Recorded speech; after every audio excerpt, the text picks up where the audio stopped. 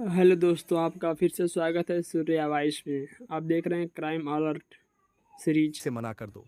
यह मैं तुमसे आखिरी बार कह रहा हूं। पिताजी, लगता है आपके कान किसी ने भर दिए हैं। मोनू से मेरा कोई गलत संबंध नहीं है। आपको गलतफहमी हुई। नंदिनी ने ससुर को उन्हीं की भाषा में जवाब दिया। बहू के तेवर देखकर शिवनारायण सकते में आ गए। अब उन्हें अपनी ही नहीं, बेटे की भी चिंता होने लगी।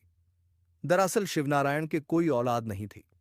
वह लखनऊ के कमिश्नर ऑफिस में नौकरी करते थे। नाते रिश्तेदार चाहते थे कि वह किसी बच्चे को गोद ले लें, क्योंकि उन्हें पता था कि शिवनारायण सरकारी नौकरी करते हैं। उनके पास खूब पैसा है। जिसे वह गोद लेंगे, वह मौज करेगा। शिवनारायण को लगता था कि लोग उनकी संपत्ति के लालच में अपना बच्चा उन्हें गोद देना चाहते हैं, जबकि उनकी पत्नी कलावती चाहती थी कि वह किसी रिश्तेदार का ही बच्चा गोद लें। लेकिन वह इसके लिए राजी नहीं थे। उन्होंने पत्नी को समझाया। इसके बाद दोनों ने मिलजुल कर फैसला लिया कि वे अनाथालय से बच्चा गोद लेंगे। शिवनारायण ने दिलीप को अनाथालय से गोद लिया था। उसे खूब पढ़ाया लिखाया। दिलीप को काफी दिनों तक इस बात का पता नहीं था कि वह गोद लिया बच्चा है। वह अपने मां बाप को बहुत प्यार करता था। कलावती बीमार रहने लगीं तो उन्होंने दिलीप की शादी नंदनी से कर दी थी। शादी के 3 सालों बाद नंदनी को बेटा हुआ। सब बहुत खुश हुए। लेकिन यह खुशी ज्यादा दिनों तक कायम नहीं रह सकी, क्योंकि कलावती की मौत हो गई थी। बेटे बहू के लिए उन्होंने बढ़िया मकान पहले ही बनवा दिया था। पत्नी की मौत के बाद वह अकेले पड़ गए थे। बुढ़ापे में अब उन्हें बेटे और बहू का ही सहारा था। नंदनी के व्यवहार से घर में कलह शुरू हो गई थी।